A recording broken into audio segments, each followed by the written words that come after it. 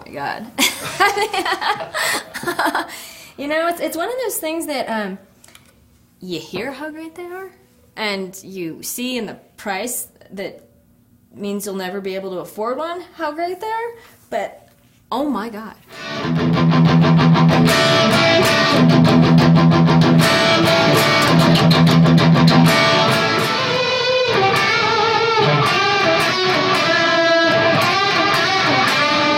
Wow. My God.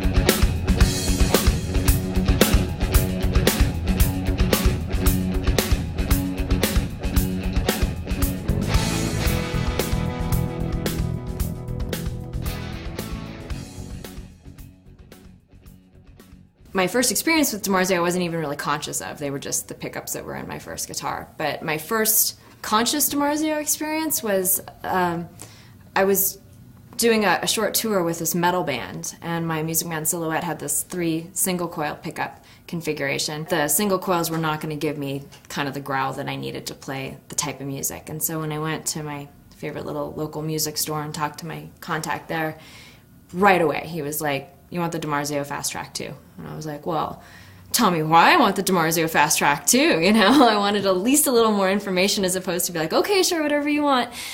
And he just explained a little bit. He's like, you know, it's gonna give you that bite and that growl that you want without sounding incongruous with the type of pickups you have in the middle and the neck position. And he promised me, he's like, "I have it in my guitar, it's going to sound awesome if you're unhappy, just bring it back." And sure enough, I dropped it in, sounded fantastic, and did the whole tour with it, and I've left it in the guitar since then. Steve Blucher and I were talking about, you know, which ones to put in here, and these are the 36th anniversary PAFs. And they, you know, what I noticed right away is that it still sounded like a Les Paul, but just like a little bit more so, you know, and a little bit more bite, a little bit more sing to them. And the thing I noticed right away was, you know, on one hand it kept the integrity of the sound, and yet just gave it a little bit more sustain, a little bit just better playing feel, a little bit fatter sound.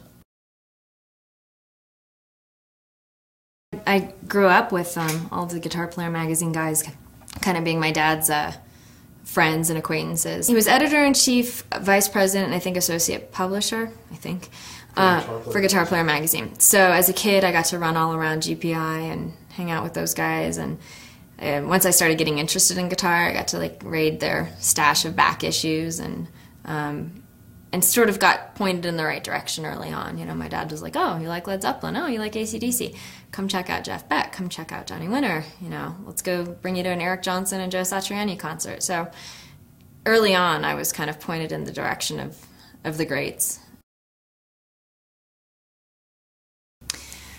Zepharello, that was the brainchild of our drummer Clementine, and she and I met because we were playing actually in an AC/DC tribute band together, and she and I were both kind of just constant students, you know, wanting to get better at what we're doing, wanting new challenges, wanting to kind of continue to try to take it to another level.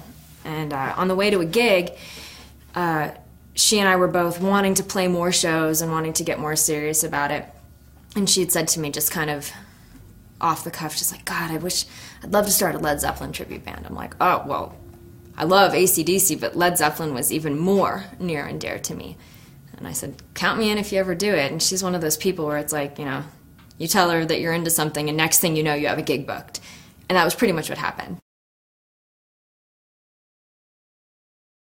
You know, I'm not really somebody who gets nervous before gigs. You know, I get focused, I get excited, and, you know, I don't want to play a bad gig, but I have never been so nervous in my entire life. I mean, Steve Morris is, for me, you know, one of my earliest inspirations, and to this day, one of my favorite guitar players. And he's terrifying. I mean, he's absolutely terrifyingly good. And so you realize when you get the gig, the first reaction is like, "Yes!" And then you're like, "Oh my God, like, I'm gonna actually have to do this gig." Like, I was kind of hoping I'd have this gig maybe after another, like, 20 years of woodshed time. But, and then you realize everybody in the audience is probably a better guitar player than I am too. You know, this is definitely a christening by fire.